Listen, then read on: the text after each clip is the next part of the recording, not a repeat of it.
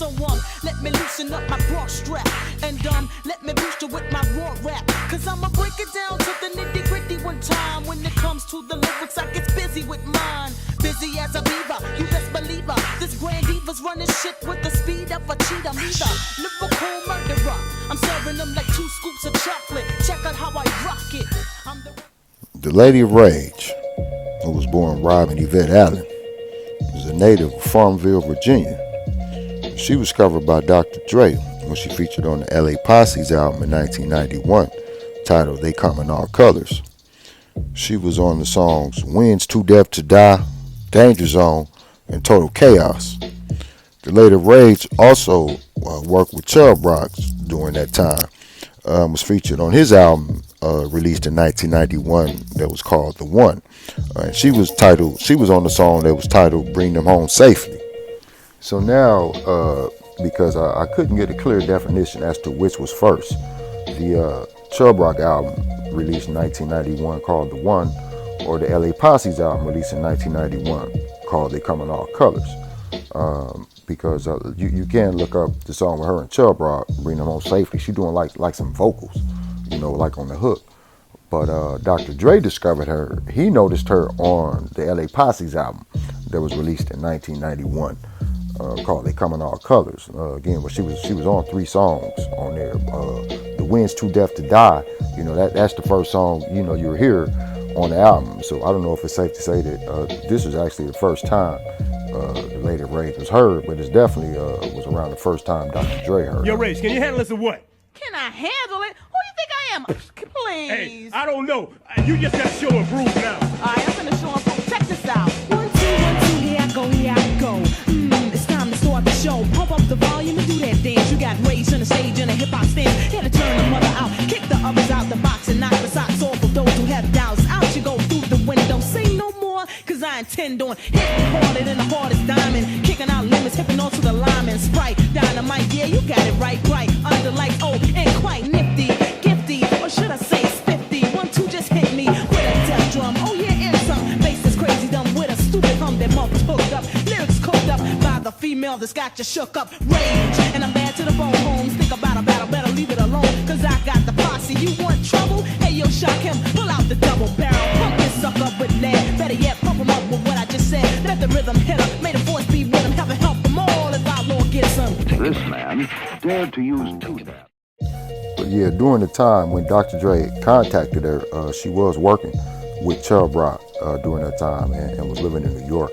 Then Dr. Dre sent her a plane ticket to come to Los Angeles to work with him, where she eventually was all over his debut over there on Death Row, The Chronic. She was sprinkled all over that album. The very next major release from Death Row was the Above the Rim soundtrack, where the Lady of Rage had a single on there that actually hit number 5 on Billboard's Top 100 during that time. So yeah, when she came with Afro Puffs, eventually had the video and things like that. But this is actually a little snippet right quick of that actual album version, this Above the Rim soundtrack album version.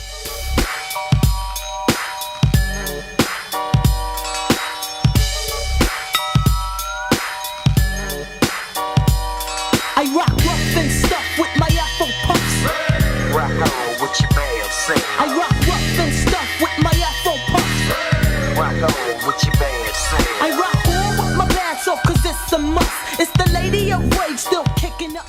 Now, Rage stated that during her initial, talks and agreements with Dr. Dre during the time she was working with Chubb Rock, and she went to Los Angeles, and started working on the Chronic and things like that. Because Dre at the time, was half owner of the album, and he did introduce, hey, I got a new album that I'm working with, a new label. He was half owner of the label.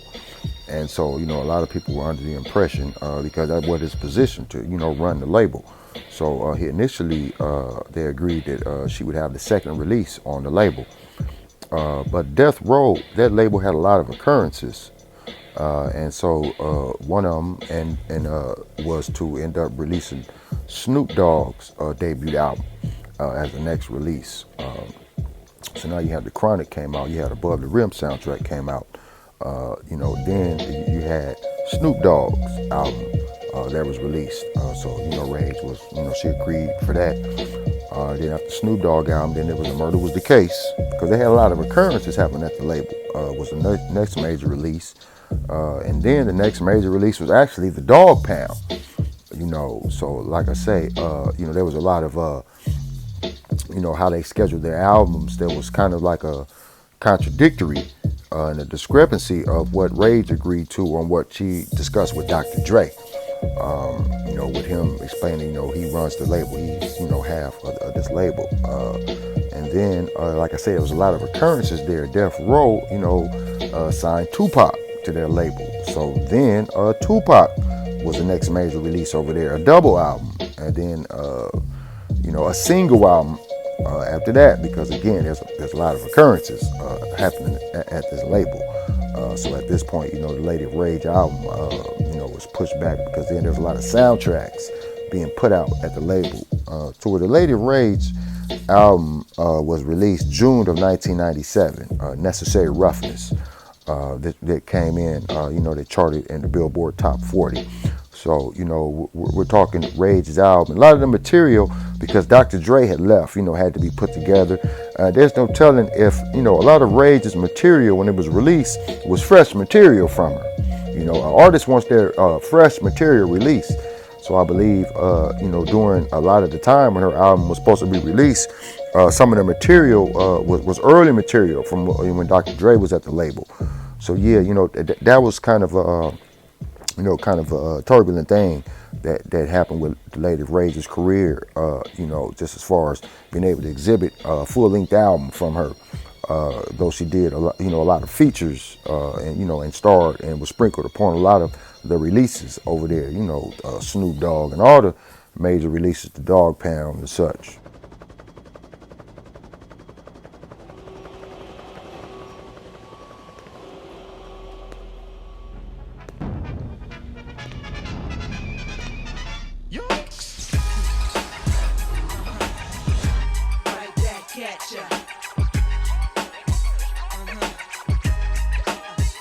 The lady of rage still remain the undisputed. Still hear them seas like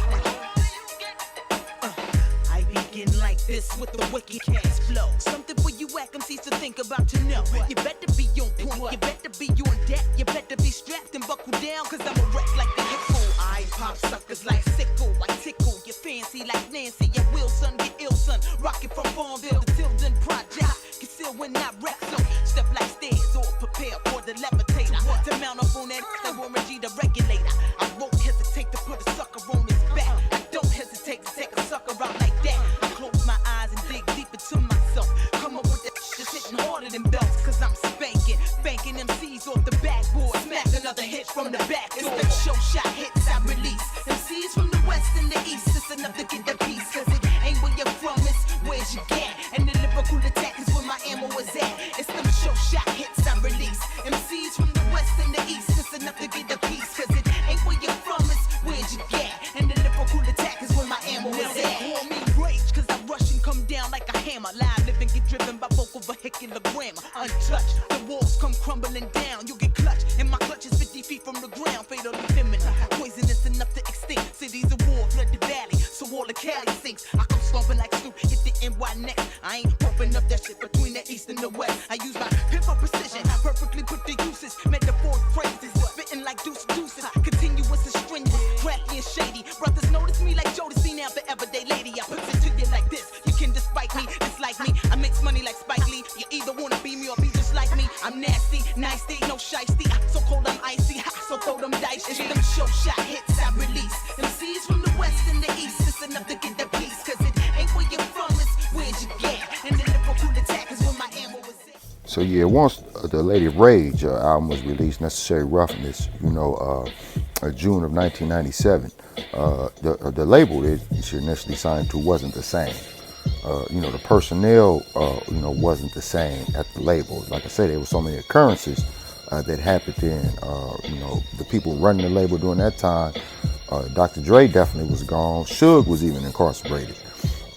So, just imagine a Lady of Rage, had things going to where her album would have been, bumped up and released, let's say around, after Snoop Dogg, with some of this material, with that push that Death Row had, with all that promotion, some of the songs, that you was hearing, even off this album, it would have been a big difference. The Lady of Rage, I believe after that, she went on to just, concentrate on acting.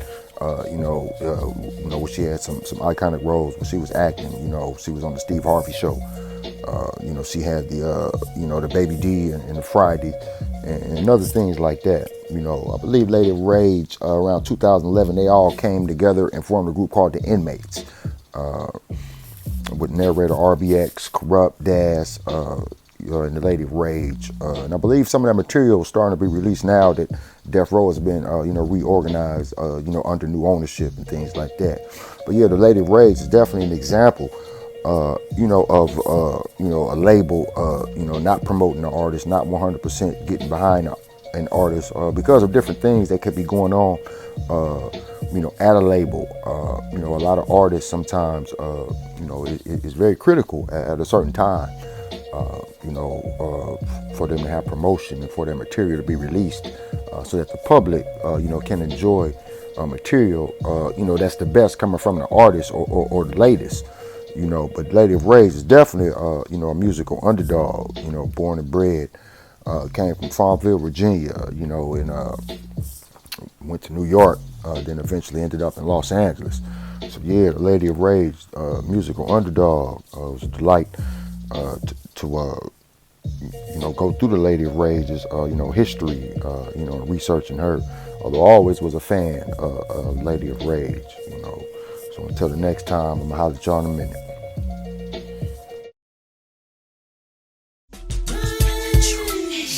I bust on others, leave them frying in the griddle in the middle like Moni. You're phony cause your style's baloney, but that rocks with no filler. Ain't a girl MC Illa putting rappers on ice and lock the bodies in the chiller. The way I box it up, I up nasty style like throw up, blow up, then go nuts like a lady ninja killer. I drill you deep beneath the surface. It's the rage front page, I heat it up like a furnace. My stilo got smoke, check the gamma ray from the She-Hulk. Stomping through your territory, new rap female category winner. And your style gets played out like the spinners. Not a soprano, an alto, the rage is a tenor. My voice is just right, I bust hypodermic so you're in the mind's eye, making you hip-hop junkies wanna fly like eagles. My style sharp as cathedral steeples, showing and proving even a lady can be diesel. So breaker, you best keep on trucking, and roll on with that chicken shit you're clucking. You're stuckin', stupid, you doofus. I'm rhyming so hard, I'm knocking out your toothless, a teethus. Believe this shit, but head just get played out like Beavis. Receive it, it's yours, lyrical murder, but still rocking on. Rock on, the Lady of Rage, lyrical murderer, the baddest lyricist. Now I'm a explosive vocalist, make you readjust your focus. No hocus pocus, no bogus, I'm the dopest. Lyrically the locust, it's so copacetic. I see through your synthetics with my telekinetics. I mean my telepathics. From this mouth of madness flows one of the baddest in existence. My existence is prevalent, hesitant not, you'll get dropped. I'm rhyming so hard, I see you knocking out snot. Cause I slam like collision, so your vision of me is you can't touch it, not even a smidgen of me. Your pigeon shit to me, so drop it.